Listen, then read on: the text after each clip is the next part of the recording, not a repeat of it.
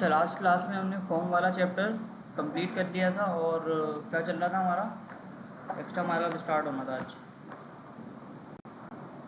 Extra markup का chapter आप ये समझ लें कि एचटीएमएल के अंदर जितने भी जो बुक के अंदर हमने चीज़ें पढ़ी हैं, इनमें से जो चीज़ें रह गई हैं ना, वो इस चैप्टर के अंदर कवर हो जाएंगी। ठीक है, तो देखते हैं क्या होता है।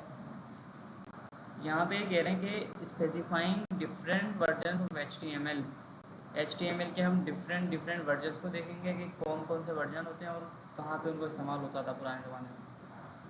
आइडेंटिफाइंग एंड ग्रुपिंग एलिमेंट्स को एक साथ आप ग्रुप कैसे कर सकते हो एक जगह पे। Comments, Meta information and I frames. Comments देखेंगे कि कमेंट्स क्या होते हैं एच टी एम एल के अंदर, मेटा के टैग क्या काम करते हैं और आई फ्रेम्स क्या काम करता है।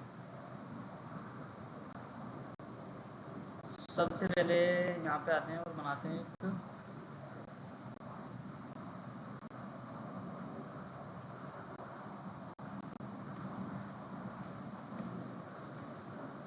Extra markup.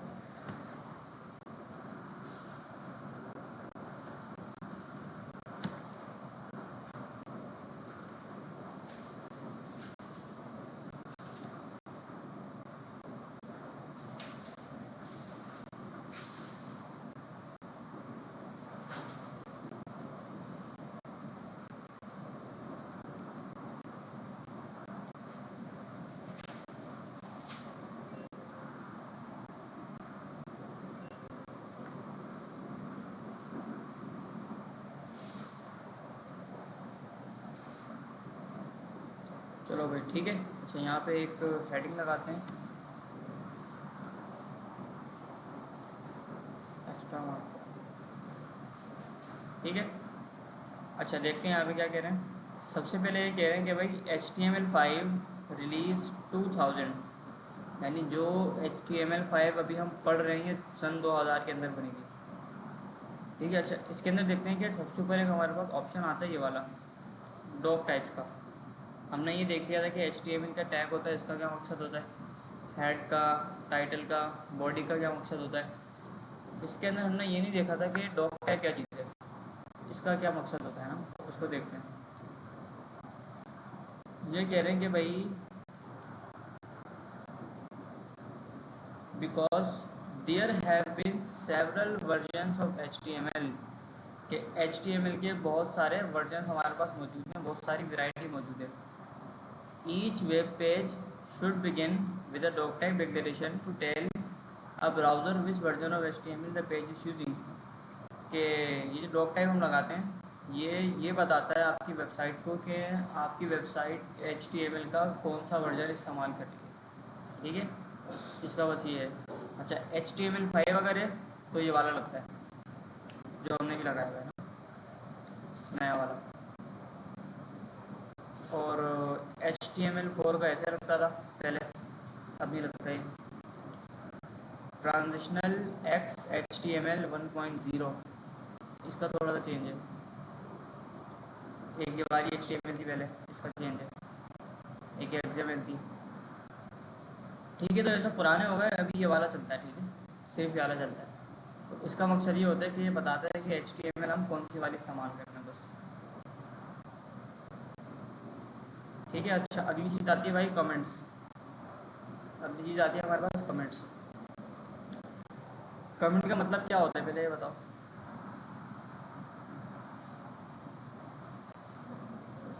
कमेंट क्या होता है सबसे पहले राय देना किसी भी चीज़ की, और किसी भी चीज़ के बारे में बताना।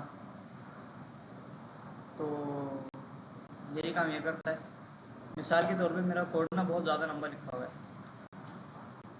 मिसाल के तौर पे मैं यहाँ पे बनाता हूँ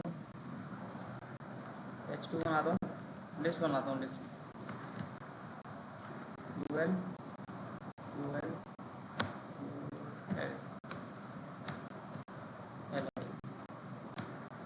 एक लिस्ट यहाँ बना दी मैंने, और ये लिस्ट मेरी बहुत लंबी चल रही है। ठीक हो गया, लिस्ट मेरी बहुत लंबी चलती है। तो कमेंट्स का मकसद होता है कि आप यहाँ पे कमेंट डाल के ये बता सकते हो कि यहाँ पे क्या हो रहा है। जैसे यहाँ पे कमेंट डाल दिया, मैंने बोला कि भाई यहाँ से लिस्ट स्टार्ट है और यहाँ पर लिस्ट एंड है, ठीक है। इससे क्या होगा कि आपको भी याद रहेगा कि कहाँ पे क्या काम हुआ है, और जो दूसरे बंदे आपका कोड पढ़ेंगे उनको भी पता लगेगा कि आपने यहाँ पे कहाँ पे क्या काम किया है। अच्छा, इसका एक और फ़ायदा होता है कमेंट का, अगर मैंने कोई गलती कर दी अपने कोड के अंदर, ठीक है, मैं चाह रहा हूँ कि ये जो मैंने लिखा है ना H1, ये थोड़ी देर के लिए हो जाए गायब, और मैं देख सकूँ कि ये H1 के बगैर कैसा लगता है। तो इधर आके आप इसको भी कमेंट कर देंगे कि भाई आप रुक जाओ, ठीक है जी, ठीक है। इसको बोलेंगे रुक जाओ, तो यहाँ पे आते तो ये गायब हो जाएगा। तो ये कमेंट से क्या होगा कि ये वाला कोड ही हमारा रुक जाएगा, ये कोड ही हमारा नहीं चलेगा, ठीक है। अच्छा, इसकी जो शॉर्टकट की है वो है control control plus forward slash, ठीक है, कंट्रोल स्लैश। इससे क्या होगा कि आपका कमेंट बन जाएगा। वापसी दबाओगे तो कमेंट हट जाएगा, वापसी दबाओगे तो कमेंट बन जाएगा, ठीक है। टॉगल करते जाएगा।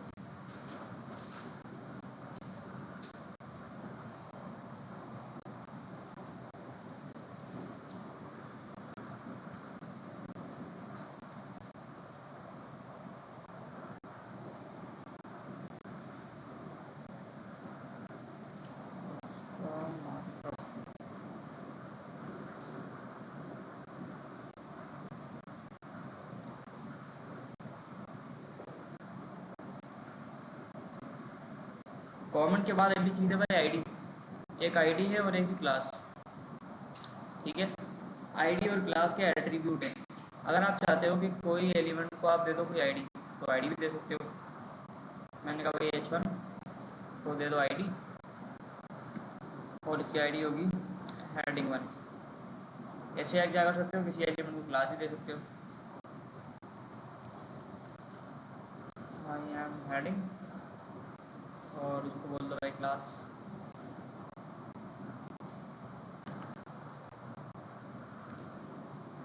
अच्छा, आईडी और क्लास में डिफरेंस क्या है कि आईडी ना सिर्फ एक को आप दे सकते हो, यानी अगर आपने आईडी इसको दे दी ना heading1, तो ये heading1 नाम की आईडी आप किसी और को नहीं दे सकते। फिर लिखने को तो लिख सकते हो, यहाँ पे लिख दिया मैंने, लेकिन ये एक्सेप्टेबल नहीं होता। क्लास से क्या होता है, क्लास आप मल्टीपल को भी दे सकते हो। आपने यहाँ पे आके बोला कि एक अदर H2 बना दो, एक अदर आप बना दो भाई H2, और इन सारे H2 को मैंने दे दी सेम क्लास, हेडेड 234 234 234, ठीक है, कुछ भी नहीं होगा। और दूसरी तरफ अगर मैं सेम आईडी दूँ, इसको बोलते हैं H2, दोनों का मैंने सेम आईडी दी है, heading1, जबकि कुछ नहीं होगा, ठीक है। आईडी और क्लास का जो काम होता है वो आपका CSS के टाइम पे आता है, ठीक है, CSS के टाइम पे आता है। तो अभी देख लो कि क्लास कैसे देते हैं, आईडी कैसे देते हैं, फिर इसको CSS के अंदर देखेंगे। आईडी और क्लास बता दिया मैंने सेम नहीं होती। जैसे एक स्कूल के अंदर या एक क्लास के अंदर हर स्टूडेंट की अलग अलग आईडी होती है, हर स्टूडेंट का अलग अलग रोल नंबर होता है, ठीक है, लेकिन क्लास उनकी सेम होती है। उर्दू की क्लास हो गई, इंग्लिश की क्लास हो गई, तो क्लास सेम होती है लेकिन आईडी डिफरेंट होती है। तो HTML के अंदर भी आईडी सबकी डिफरेंट डिफरेंट होती है, लेकिन क्लास आप सेम भी रख सकते हो, ठीक है। क्लास भी दे दो, आईडी भी दे दो, दोनों साथ भी दे सकते हो। माई न्यू आईडी, ठीक है, साथ भी दे सकते हो, मसला नहीं भी देना चाहो तो नहीं भी दे सकते, जैसे नीचे दिया हुआ है हमें, कोई डिफरेंस नहीं आएगा। अच्छा, इसके बाद हमारे पास है ब्लॉक एलिमेंट्स। इनलाइन एलिमेंट्स और ब्लॉक एलिमेंट्स होते हैं दो तरह के। तो ये देखते पहले ये क्या होते हैं। देखो यहाँ पे मैंने क्या किया कि एक मैंने बनाई थी heading1, गौर से सुनना इस चीज़ को। एक मैंने बनाई थी heading1 और उसके नीचे मैंने एक और हेडिंग बनाई थी, उसको बोलते हैं कि भाई heading2 या heading2, ठीक है। दो हेडिंग मैंने बनाई थी, लेकिन इसके अंदर अगर आप इसका बिहेवियर देखो तो इसने क्या किया है कि एक हेडिंग यहाँ बना दी और दूसरी हेडिंग इसने इसके नीचे बना दी। क्या बराबर में जगह नहीं दी, बराबर में जगह थी, लेकिन इसने जब भी क्या किया, नीचे से स्टार्ट किया। चल एक और एक्सपेरिमेंट करते हैं। एक बनाते हैं पैराग्राफ और उसके अंदर लिखते हैं कोई टेक्स्ट।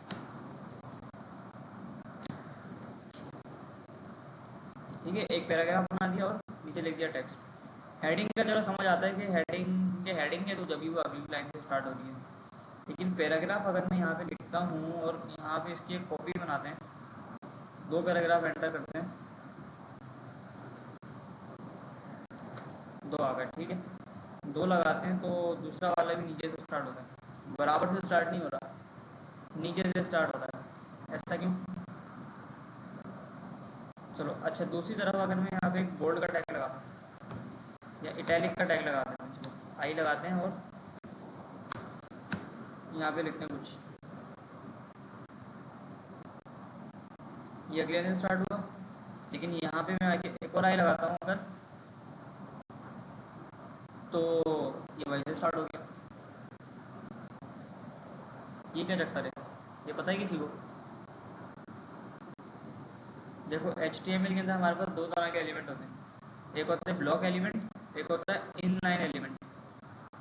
ठीक है, एक होता है ब्लॉक और एक होता है इनलाइन एलिमेंट ना। अब इनमें डिफरेंस क्या है? इनमें डिफरेंस ये है कि ब्लॉक एलिमेंट जो होता है ना, वो बोलता है कि मैं अपनी लाइन के अंदर, अपनी रो के अंदर किसी दूसरे एलिमेंट को नहीं आने दूंगा। ठीक है, जैसा कि H1 है, ये है ब्लॉक एलिमेंट। ठीक है, जब H2 लगाया तो इसने इसको अगली लाइन से स्टार्ट किया। इसी तरह से हमारे पास है पैराग्राफ, ये भी ब्लॉक एलिमेंट है, क्योंकि हमने जब पैराग्राफ लगाया और नीचे लगाया तो इसने क्या किया, इसको अगली लाइन से स्टार्ट किया। ठीक है, ब्लॉक और इनलाइन वाली जो चीज़ है ये और डिटेल के अंदर ना CSS के टाइम में है, तो इसका मसला नहीं है। अच्छा, दूसरी तरफ जो इटैलिक का टैग है ना, यह है इनलाइन। ये बोलता है कि भाई मेरी लाइन के अंदर जो भी आएगा मैं उसको आने दूंगा। ठीक है, ब्लॉक वाला बोलता है मैं ब्लॉक कर दूंगा, इनलाइन वाला बोलता है आ जाओ। इसी तरह से हमारे पास होता है बोल्ड का टैग, जो हमने पढ़ा था। यहाँ पे अगर मैं बोल्ड का टैग देखूँ तो बोल्ड का टैग भी वहीं से स्टार्ट हो रहा है, तो मतलब ये भी क्या है, इनलाइन एलिमेंट है। ठीक है, लिस्ट को अगर देखें हम, नीचे हमने लिस्ट बनाई है, ये अगली लाइन से स्टार्ट होगी, तो ये ब्लॉक लेवल होगा। ठीक है, तो बहुत सारे एलिमेंट ऐसे होते हैं जो ब्लॉक होते हैं, बहुत सारे ऐसे होते हैं जो इनलाइन होते हैं। अच्छा, कौन से एलिमेंट ब्लॉक हैं और कौन से एलिमेंट इनलाइन है, ये आपको याद करने की ज़रूरत नहीं है। ठीक है, कोडिंग के अंदर लिखोगे खुद ही पता चल जाएगा। अगर अगली लाइन से स्टार्ट हो रहा है तो ब्लॉक है, नहीं हो रहा तो इनलाइन है। ठीक हो गया? अच्छा, अगली चीज़ है grouping text and elements in a block. एक होता है डिव और एक होता है स्पैन। इन दोनों का भी यही चक्कर है, इनका मकसद पहले बाद में जानते हैं, लेकिन इनको देखते हैं कि इन दोनों में क्या डिफरेंस है। डिव जो है वो ब्लॉक लेवल है और स्पैन जो है वो इनलाइन है। ठीक है, बस ये डिफरेंस है दोनों में। अच्छा, दोनों का काम सेम है। अच्छा, दोनों का काम सेम क्या है कि ये बहुत सारे एलिमेंट्स को ना एक जगह करने का काम आते हैं। मिसाल के तौर पे मुझे दोनों पैराग्राफ एक जगह चाहिए, मुझे दोनों पैराग्राफ एक जगह चाहिए, तो मैं यहाँ पे आऊँगा और उसको बोलूँगा डिव, और डिव के अंदर डाल दूँगा दोनों को। ठीक है, तो मतलब मैंने क्या किया, एक कंटेनर टाइप की कोई चीज़ बना दी जिसके अंदर मेरा कोड आ गया। ठीक है, डिव बनाया मैंने और उसके अंदर सारे मैंने पैराग्राफ डाल दिए। ऐसे मैं इनके साथ भी कर सकता हूँ। मैंने कहा डिव डिव और ये लो। ठीक है, अब इसको मैं आराम से यहाँ से बंद कर दूँ, यहाँ से बंद कर दूँ, कोड मेरा साफ़ है। ऐसे इसको पकड़ लेते हैं, सिंगल एलिमेंट को भी डाल सकते हैं आप। स्पैन बना दिया, इसमें डाल दिया, इन चारों को पकड़ के डालते हैं स्पैन के अंदर।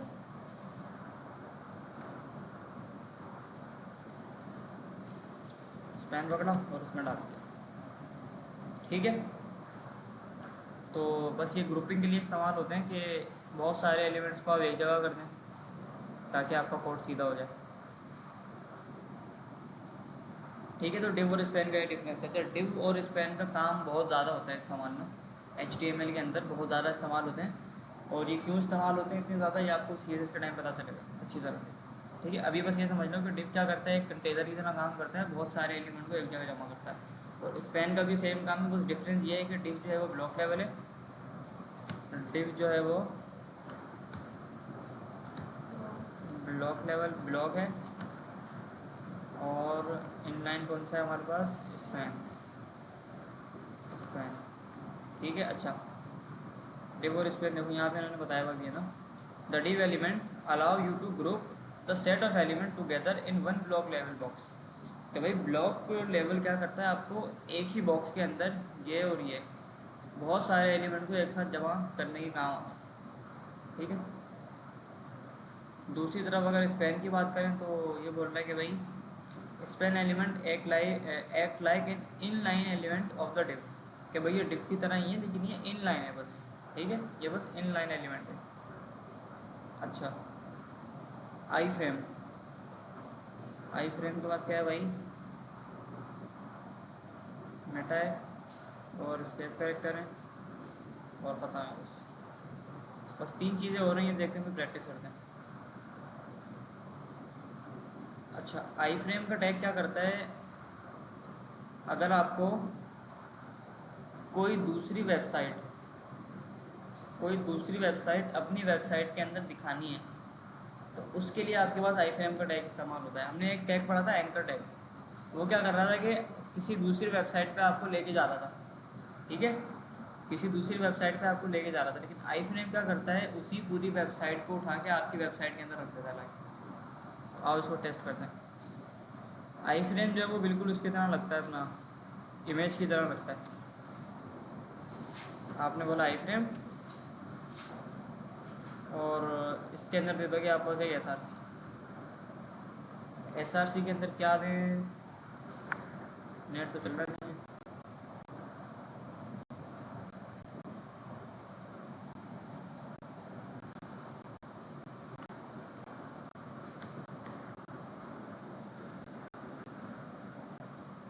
चलो ये वेबसाइट का लिंक डालते हैं इसके अंदर, एस आर सी के अंदर। और ये आएगा तो नहीं खैर, क्योंकि नेट नहीं चल रहा हमारे पास। ठीक है, या आई फ्रेम का टैग आ गया, बोल रहे इंटरनेट नहीं है आपके पास। ना इंटरनेट होता तो वेबसाइट मेरे पास शो हो जाती है इसके अंदर। इसके अंदर एक चीज़ और होती है, बिट दे दो आप उसको। मैंने कहा भाई बिट आप ले लो 700 और हाइट आप ले लो 700, तो ये थोड़ा सा अपना साइज़ बड़ा कर ले। ठीक है, तो आई फ्रेम का ये फ़ायदा होता है कि कोई भी वेबसाइट आप उठा के अपनी वेबसाइट के अंदर लगा सकते हैं। उसको वापसी कर देते हैं अपना 300 बाई 300 का, 300 बाई 300। ठीक है, तो अभी इंटरनेट नहीं है, वरना आ सकता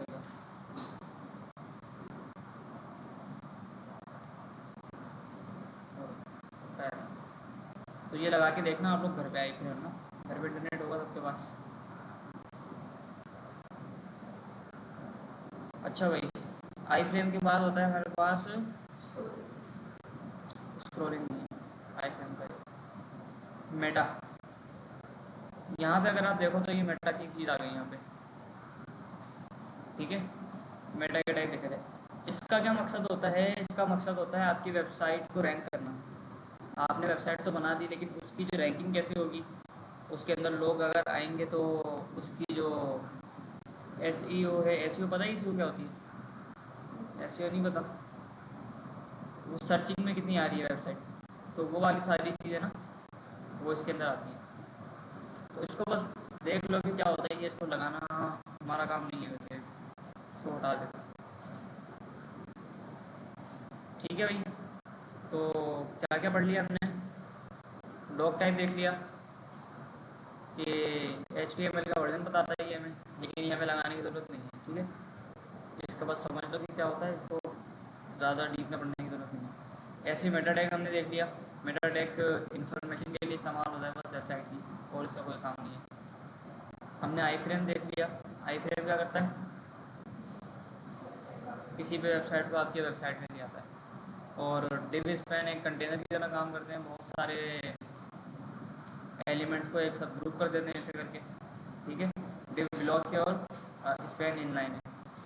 और ब्लॉक लेवल एलिमेंट क्या होते हैं, जो अपनी लाइन में किसी और को नहीं आने देते, और इन लाइन क्या होते हैं, जो अपनी लाइन में सबको आने देते हैं। ठीक है। अच्छा, इसके बाद हमने कमेंट्स वाली एक चीज़ देख ली।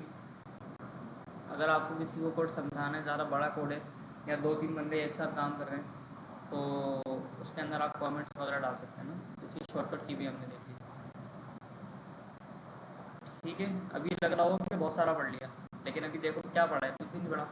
डेव स्पैन, इनलाइन ब्लॉक, आई फ्रेम, कमेंट, 6 चीज़ें पढ़ी हैं। अच्छा, एक आखिरी चीज़ पढ़ते हैं जो कि है हमारा स्केप कैरेक्टर्स। ठीक है। स्केप कैरेक्टर्स समटाइम्स ऐसा होता है कि आपको अपनी वेबसाइट के अंदर ना ऐसे कोई सिंबल लगाने होते हैं। कॉपीराइट का लगाना होता है, रजिस्टर्ड का लगाना होता है, डिवीज़न का लगाना होता है, टीएम का लगाना होता है। ठीक है। तो ये वाले जो सिंबल होते हैं ये कीबोर्ड में तो नहीं होते, है ना। ये वाले जो निशान होते हैं, ये वाले डिवाइड का ये वाला निशान तो नहीं होता ना कीबोर्ड में, स्लैश वाला होता है। और ये गोल वाला सी तो नहीं होता कीबोर्ड में। तो ये कैसे लगाएंगे, इन्होंने यहाँ पे बताया हुआ है। ये कह रहे हैं कि भाई आप ये वाला कोड पकड़ो और ये लगा दो उसके अंदर बस। ठीक है। कॉपीराइट के लिए ये वाला कोड पकड़ो और ये लगा दो। आई फ्रेम से पहले लगाते हैं पैराग्राफ के टैग के अंदर। ठीक है।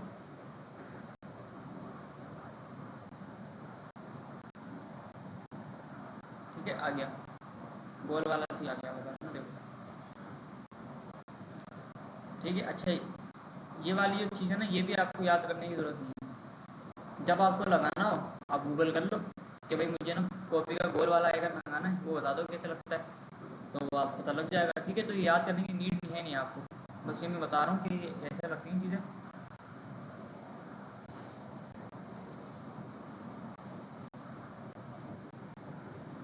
जैन लगाते हैं, और क्या लगाते हैं भाई,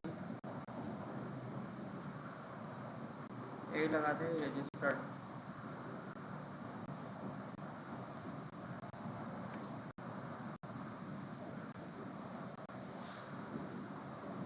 एक लगाते हैं ट्रेड।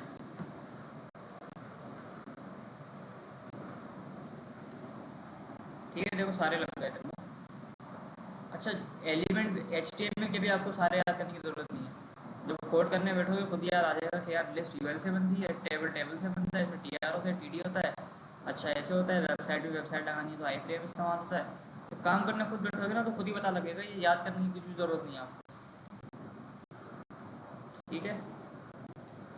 इसी तरह से इनलाइन और ब्लॉक एवल भी याद करने की ज़रूरत नहीं है। ये जब लिखोगे टेक्स्ट को तो पता लग जाएगा कि क्या हो रहा है।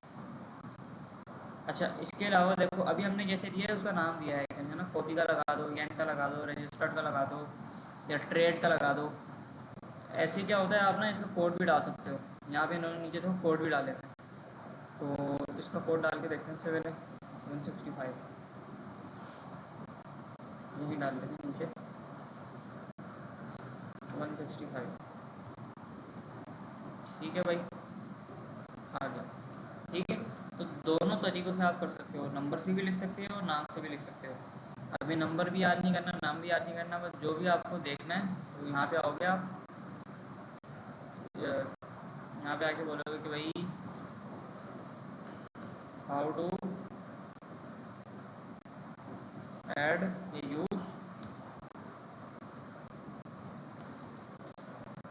Copyright symbol in HTML। लिखोगे वो सब बता देगा आपको कि कैसे इस्तेमाल करना है, कैसे नहीं करना, क्या करना है। ठीक है। तो याद करने की कुछ ज़रूरत नहीं है। अच्छा, इसके बाद आते हैं आगे। तो आगे क्या बोल रहे हैं भाई, चैप्टर ख़त्म, समझी पढ़ लेते हैं। ये बोल रहे हैं कि भाई doc type tell browsers which version of HTML you are using. कि डॉक टाइप क्या करता है भाई, क्या करता है, बताता है कि HTML का हम कौन सा वर्जन इस्तेमाल कर रहे हैं। ठीक है। You can add comments to your code between this and this markers. कि भाई आप अपने कोड के दरमियान में कमेंट्स भी डाल सकते हो। कमेंट डालने की शॉर्टकट की क्या थी, कंट्रोल और स्लैश। ठीक है, कंट्रोल और स्लैश आपको दबाना है। अच्छा, the ID and class attribute allow to identify particular elements. तो भाई आईडी और क्लास है तो आप किसी भी एलिमेंट को, अब उनका मकसद क्या होता है वो CSS में पता चलेगा। इसके अलावा डिव और स्पैन एलिमेंट हमने देख लिए कि बहुत सारे एलिमेंट को एक साथ ग्रुप करने के काम आते हैं। डिव क्या है, ब्लॉक लेवल है, और स्पैन क्या है, इनलाइन है, बस ये बताया हुआ है। आई फ्रेम क्या करता है, वेबसाइट को आपकी वेबसाइट पर शो कराता है। मेटा क्या करता है, इन्फॉर्मेशन स्टोर करता है। ठीक है, अच्छा मेटा वाली जो चीज़ है ना, ये आपको लगाने की ज़रूरत भी नहीं है, इसको हटा दो, कोई मसला नहीं है, कोई परेशानी नहीं है, कोड आपका सही चलेगा। ठीक है, कोड आपका सही चलेगा। हमने इसलिए लगाया हुआ था क्योंकि हम जो शॉर्टकट की शेयर करते हैं उससे हमें मिल गया था, तो हमने जब भी लगा दिया था। ठीक है, शॉर्टकट की से करते हैं तो पहले से मिलता ही ना टैग। वो लगाना चाहो तो लगा दो, नहीं लगाना चाहो तो आपकी मर्जी है, कोई मसला नहीं है ना, सही करते हैं करेगा। चलो चलो, अच्छा इसके बाद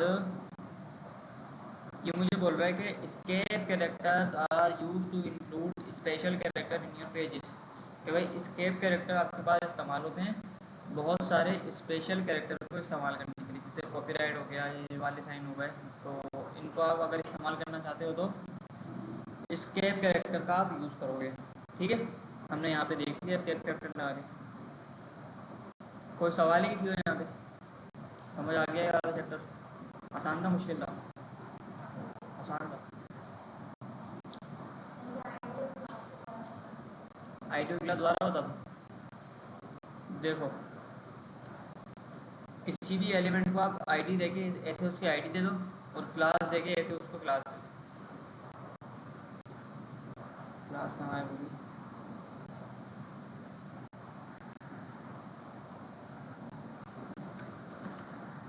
पर ले जाते हैं उसको। ठीक है, क्लास दे दो और आईडी दे दो। अब इनमें डिफरेंस क्या है कि क्लास जो है आप 10-12 एलिमेंट को सेम दे सकते हो। ठीक है, मैंने यहाँ पे आके बोला कि आप वो एक पैराग्राफ, और पैराग्राफ वाले भाई मैं आपको बोलता हूँ कि आप भी हेडिंग 2 3 4 नाम की क्लास ले लो। ठीक है, हेडिंग को भी मैंने बोल दिया कि भाई आप भी सेम क्लास ले लो, और यहाँ पे मैं बनाता हूँ एक साथ एंकर टैग ना, एंकर टैग बनाता हूँ, और उसको बोलता हूँ कि आप भी सेम क्लास ले लो। ठीक है, डिफरेंस इससे कुछ भी नहीं आएगा, इससे चेंज कुछ भी नहीं होगा हमारे वहाँ पे ना, तो चेंज कुछ भी नहीं होगा। ठीक है, यहाँ पे एच में डाला मैंने,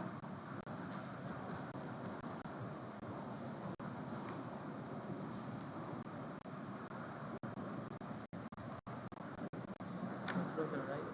ठीक है, देखो चेंज कुछ भी नहीं हुआ, इसको भी सेम क्लास दी थी, ये बनी हुई हेडिंग की है, इसको भी सेम क्लास दी थी, ये बना हुआ पैराग्राफ है, और इसको भी सेम क्लास दी थी, ये बना हुआ लिंक ही है ना।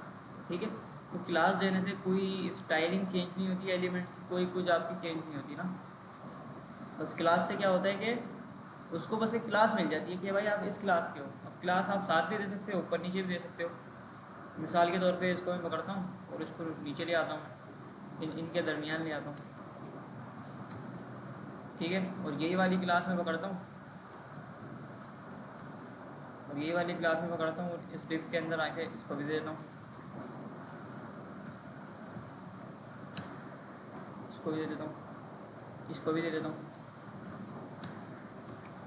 किसी को भी दे सकते हो क्लास आप ना, वो मसला नहीं है, और सेम भी दे सकते हो, वो भी मसला नहीं है। बहुत सारे एल आई बने हुए ना, इस तीसरे वाले को दे रहा हूँ मैं क्लास, चौथे वाले को। ये लो आगे, फ़र्क कुछ भी नहीं पड़ेगा, देखो पूरा सेम है, हेडिंग बिल्कुल सेम है। इसको अलग क्लास देती ना, इसमें क्या डिफरेंस है, कुछ भी नहीं डिफरेंस, बिल्कुल सेम है। तो बस क्लास अभी देना सीख लो कि क्लास कैसे देते हैं, और आईडी देना सीख लो, आईडी कैसे देते हैं।